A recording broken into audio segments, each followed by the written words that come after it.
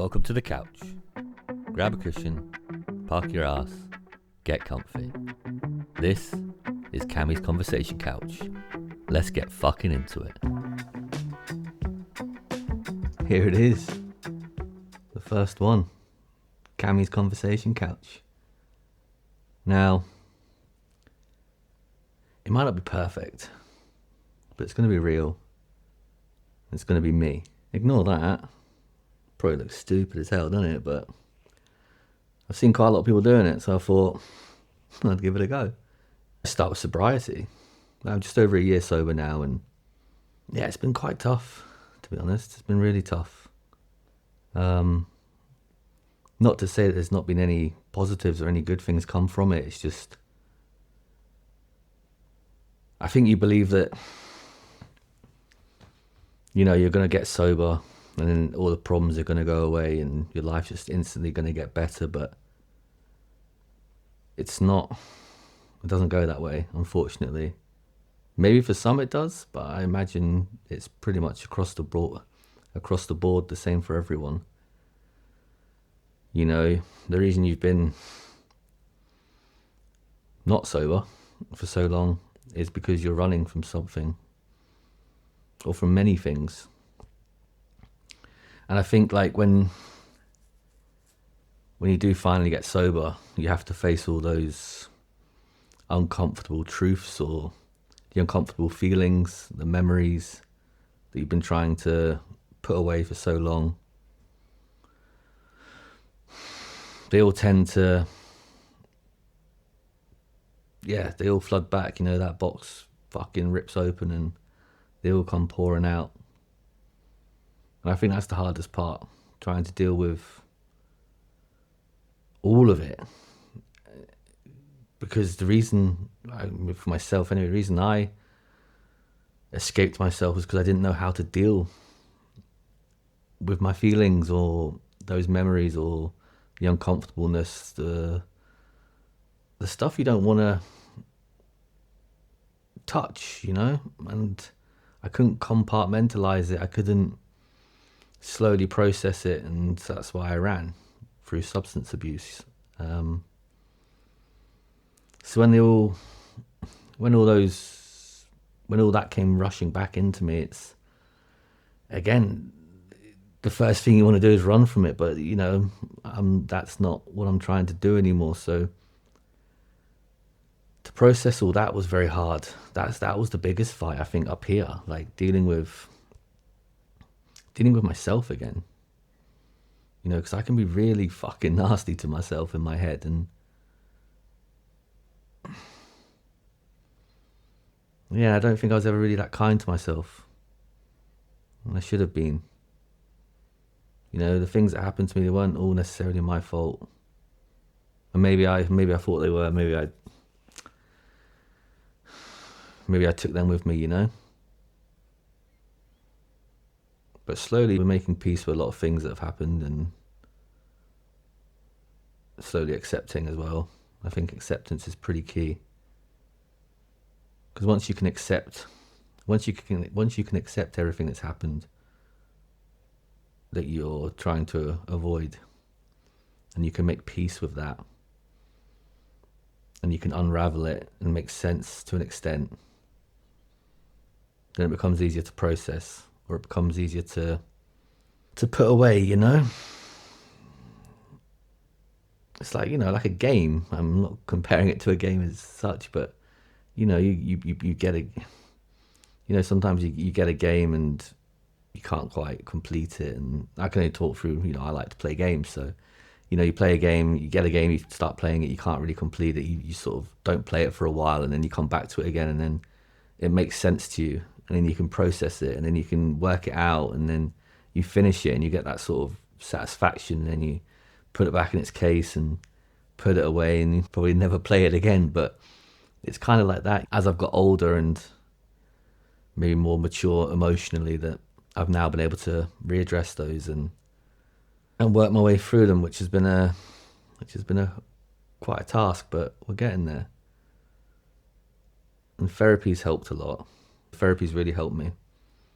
I think the medication can only take you so far for my ADHD, but I think that's allowed me to get into a place where I am now, where I can now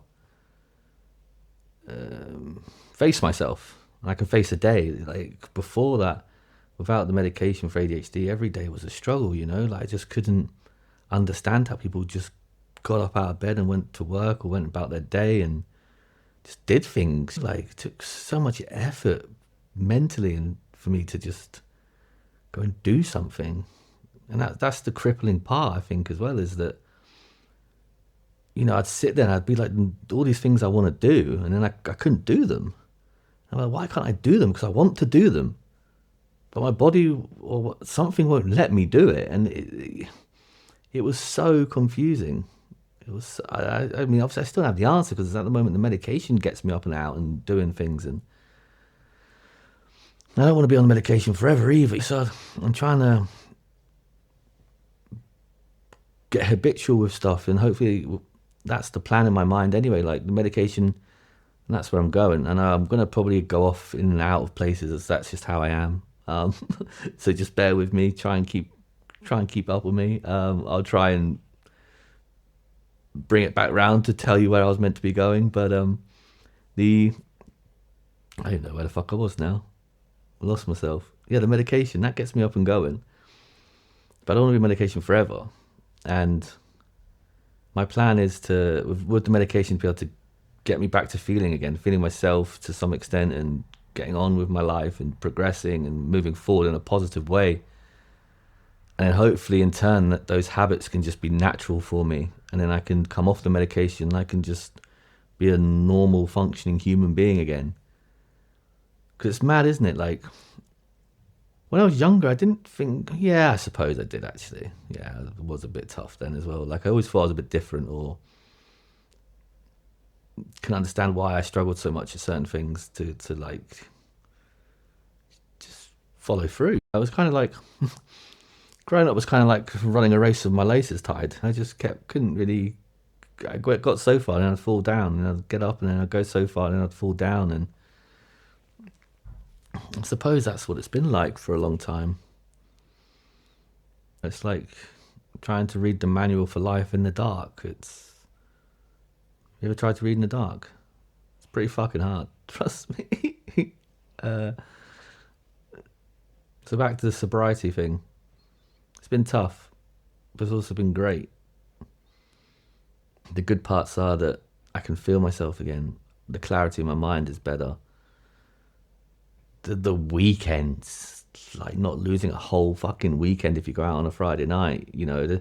Did you realize how much fucking time there is in a weekend? There's a lot of time in a weekend when you're not hungover or fucking in a pub or drinking or in some fucking random dude's gaff and fucking whatever. Did you ever, like, oh my God. Sometimes I'd come to myself in like a Sunday afternoon and I'd be like, whose house am I in? Why am I here? And who are these people? But that was normal. That was like a normal fucking thing for me. I look back at it now and I'm just like, what a fucking guy. Like, what a mess. Like, what was I doing? What was I trying to achieve? I mean, yeah, it probably, you know, they say, like, and I say, I was escaping myself, my mind, but I look back, like, what was that gonna achieve? It's mental, isn't it?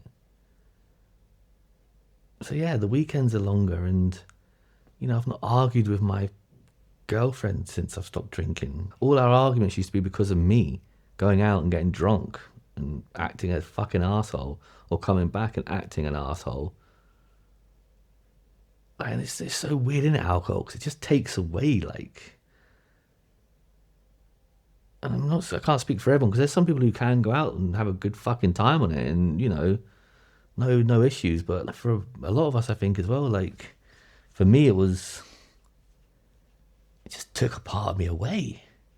And I think because I had so much anger locked in me as well, that when I drank it, all of that, all of the anger and, yeah, destruction I had in me was suppressed sober. Do you mean? Or I could manage it. And then when I got drunk, it was like it all just fucking poured out of me. I just wanted to break everything, and I was just I look back now and I don't even know sometimes how I kept friends. So shout out to you guys. You're the real heroes. But yeah, sobriety, going on that journey, you lose yourself a little bit. And I've said this before, like, you grieve your old self. Because even though that person was flawed,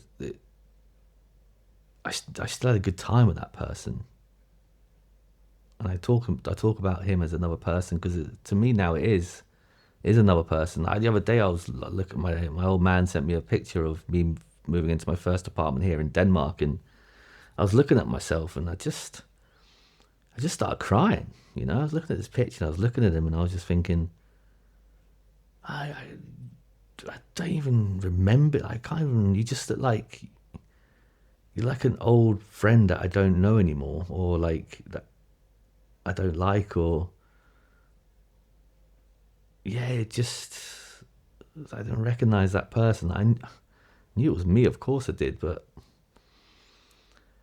then I could feel what that person was feeling then. Do you know what I mean? And what they had been feeling, and you know, it just really touched me, because I think it, because sometimes I don't realize how far I've come, and that picture there allowed me to sort of appreciate the hard work I've put in so far and where I am now, you know? He was so lost. He was in so much pain. Back then I didn't realize how much, to be honest. It's only now when I look back I realize. But yeah, you grieve your old self, and you think, how am I ever gonna have fun again? Like, without the alcohol or without the drugs, or that was my fun, you know? Like, every good memory I have really as an adult is there's probably alcohol involved, and that's mental. And then the idea, you know, the idea of like, I'm never gonna drink again.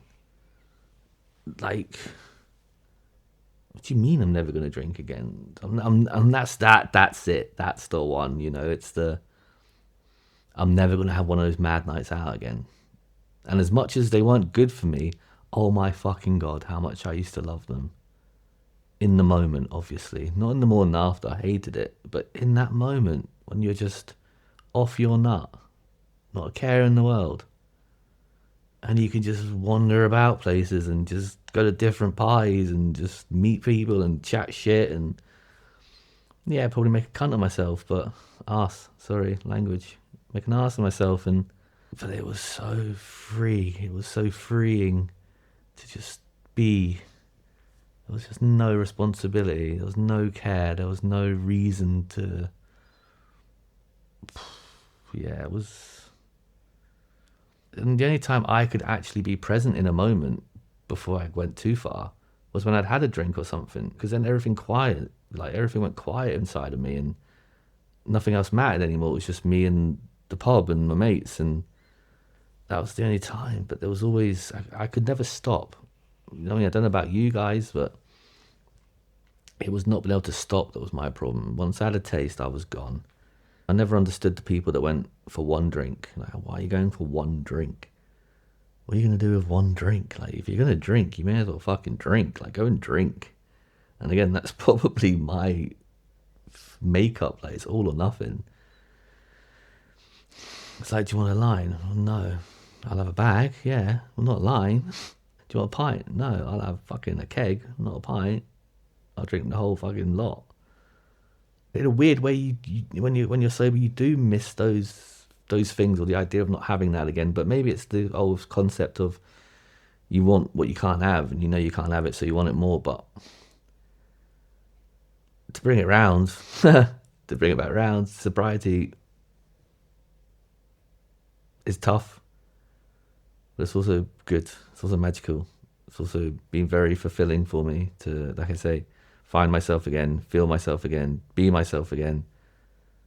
My connections with everyone are better and deeper and stronger.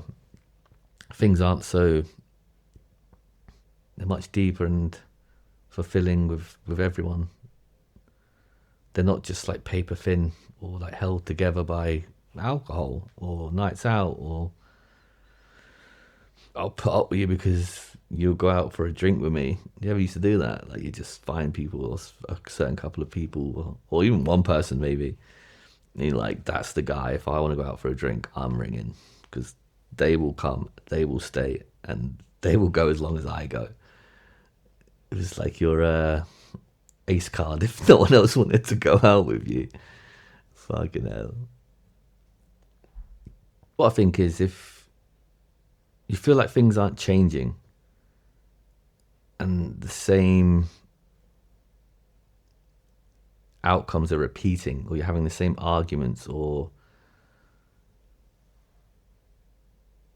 the situation's just not changing, it's repetitive, then I would look at the drinking, because as much as you might not want to admit it, I think the alcohol keeps us, or the substance abuse, the late nights and all that, I think the constant barrage of that is what keeps you in that cycle of destruction and being stagnant in life. Because once I stopped drinking, I felt like I could do things again, and I'm like, I feel like, I'm a horse at the start line, ready to just let me out the gate, let me go, let me go, let me go, or like a greyhound or something, and I'm just waiting for that gate to open, and I'm off. I feel there's just so much more in me to give now, whereas before I was so inwards, but now I'm looking outwards again. I'm looking at possibilities and I'm excited about adventure, and I'm excited about the future. Whereas before I didn't even really look past the day, the afternoon, and yeah, I suppose in some worlds that could be lovely, you're not looking too far ahead, but it wasn't because I was happy in the moments, it's because I didn't think like there was anything for me in the future. So it wasn't mindful at the time, or it wasn't me being at peace, it's just being in the moment of now. It was just, why would I care about anything else? Because there's nothing for me. There's nothing to care about. Whereas now, life, I can't wait to do so many things again, and that feels good. That feels really fucking good.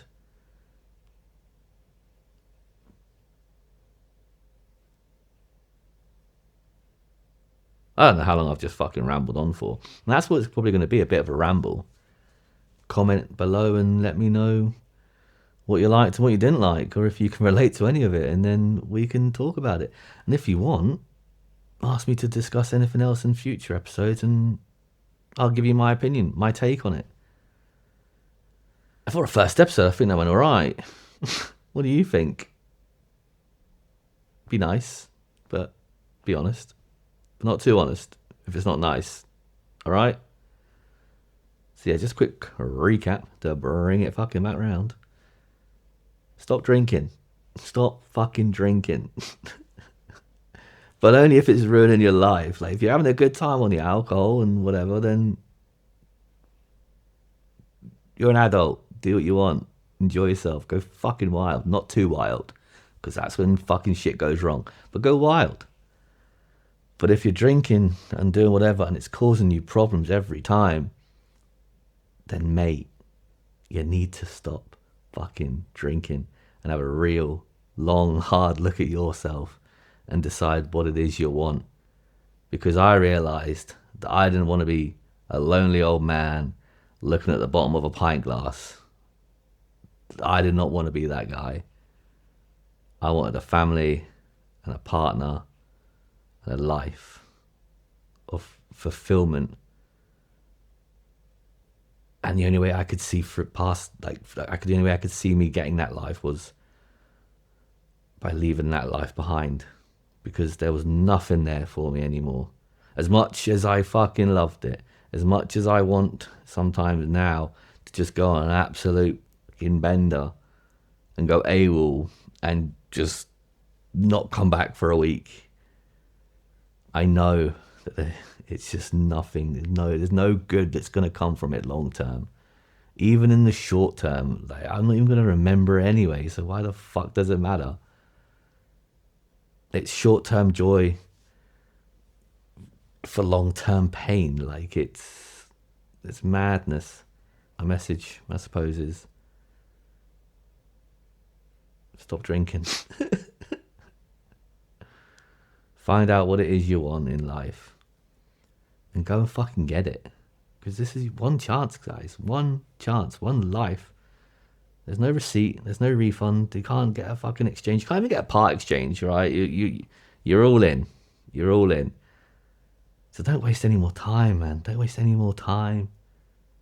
Get out there and go and get what you fucking want. Do you know what I mean? But more importantly, like, be happy with yourself. Be happy with what you're doing. If you're in a job now, you're not happy, why are you doing it? Stop doing it. It pays well, brilliant, but well, you're not happy. And that's probably why you do the things you do, because you're not happy.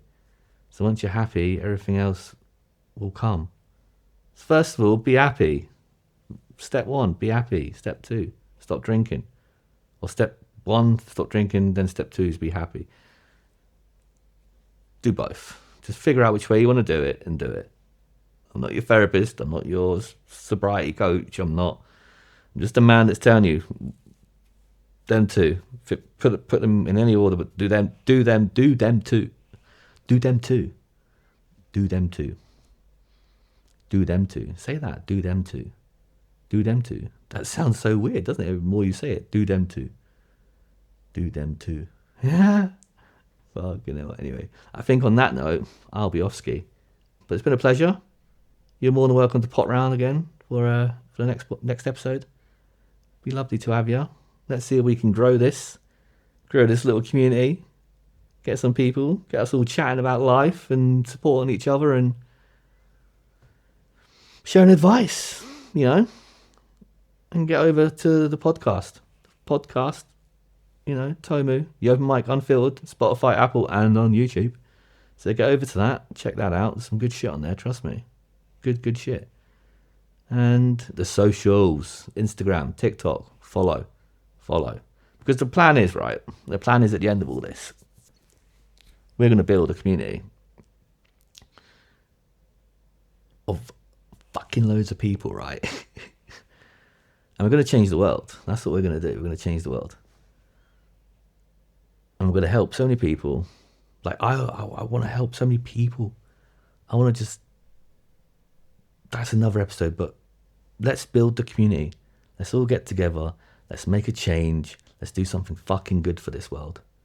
Because right now, it's going to shit. And no one's doing anything. So let's fucking do something. And I can't do it alone. I need your help. So fucking help. Let's do it. All right. Probably rambled on a bit too long. I'm going to get off and you're going to go as well. Get out of my house. Get out of my house. But it's been great having you. Fucking episode 1.